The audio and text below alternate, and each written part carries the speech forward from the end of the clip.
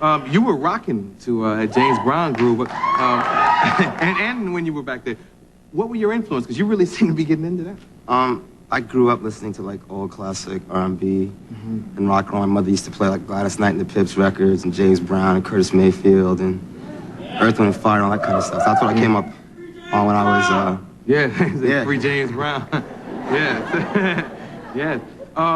Your mom is Roxy Roker from the Jeffersons. Yeah. You all knew that. Everything I've read, and even this kid Adam Curry from MTV, he's a VJ. I think the first time I ever heard him introduce your record, he mentioned John Lennon, he mentioned Beatles. Have you heard the comparisons? Yeah, but I must say first of all that I can only be myself. Even if I sat here and tried to be John Lennon with all my soul, I could never be John Lennon. I'm just being myself, and to be mentioned in the same sentence with John Lennon to me is a gift from God, so I appreciate it, you know. Now, did you listen to John Lennon when you were a kid? No, this is the truth. Nobody believes it, but my manager after he heard my tapes, said you should check out the John Lennon solo material because he heard a similarity. And about 3/4 through the album was the first time I had heard like John Lennon solo material. This is no joke. And I don't know what to say. It's, you know, there's a vibe there that's similar.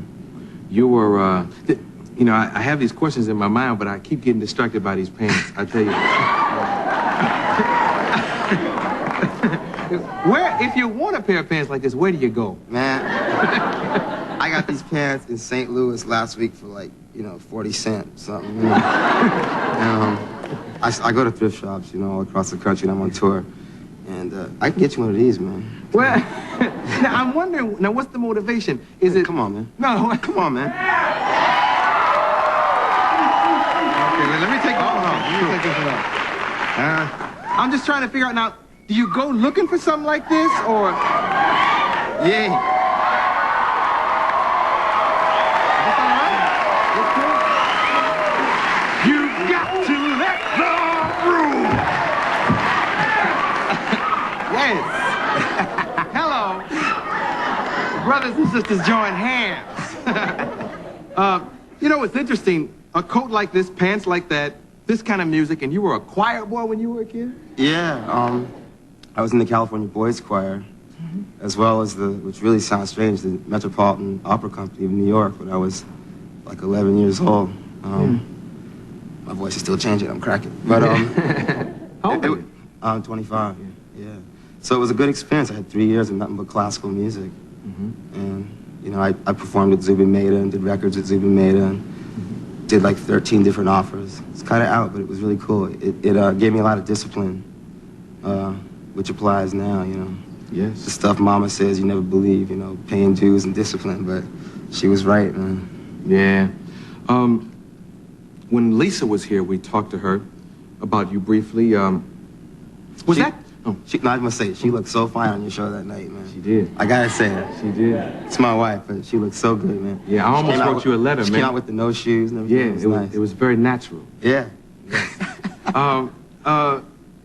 Being married to Lisa and being this up-and-coming musician 2 years ago when no one knew who you were, I mean, outside of this town. No one knew who I was, man. Yeah, was it tough? Did you worry about being Lisa Bonet's husband? No, actually, I was proud to be Lisa Bonet's husband. Mr. Bonet, whatever, I was proud to be it. And,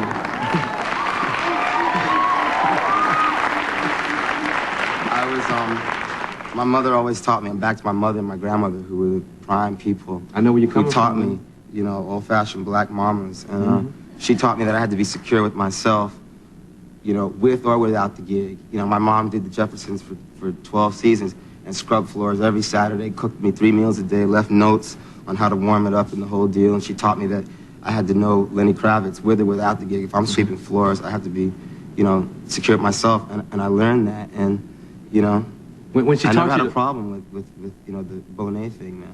When she taught you, she didn't say they'll be comfortable with Lenny Kravitz, though. She said another name, didn't she? Leonard. Leonard. And what was the last name she used? Kravitz. Oh, okay, yeah, that's it. You don't believe that's my name? You heard me. I bumped into Jackie Mason in New York City on the street, man. I didn't say anything to him, so why did I mention it? Yeah. But, yeah. It was funny, man, that you did that. It was cool. Yeah, okay. I must be getting somewhere now. Yeah, see, talking about he's making a reference to a joke way back, and I was saying his name ain't no damn Lenny Kravitz. And I said, if his name is Lenny Kravitz, this man's name is Abdullah Rahim, and I showed Jackie Mason's picture, you know, and it was just a thing that was funny like a month ago. My father's a Russian Jew. His father came from Kiev on the boat, snuck through his mother's dress. Yeah. His mother was walking through, I don't know, whatever it was, when they walked off the boat to America, and he was holding on to her legs.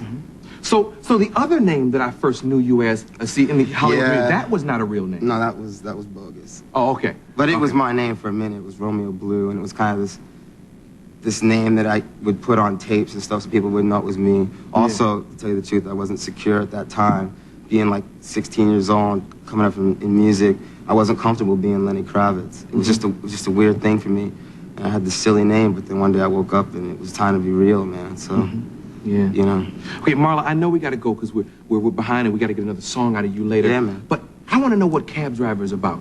Well, that's an everyday New York thing. It's a black thing, but more than a black thing.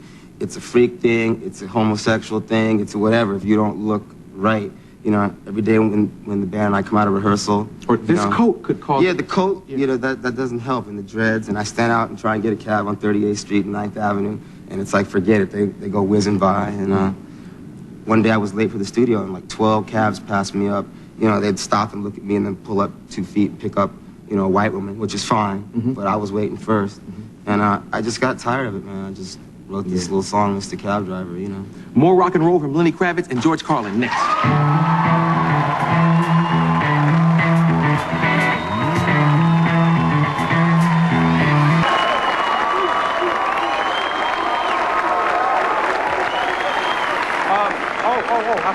I forgot this. Hold it, Mike. I forgot this. Join me tomorrow night when our local wild man, sportscaster Vic the Brick, will be here throwing the brick at somebody and talking.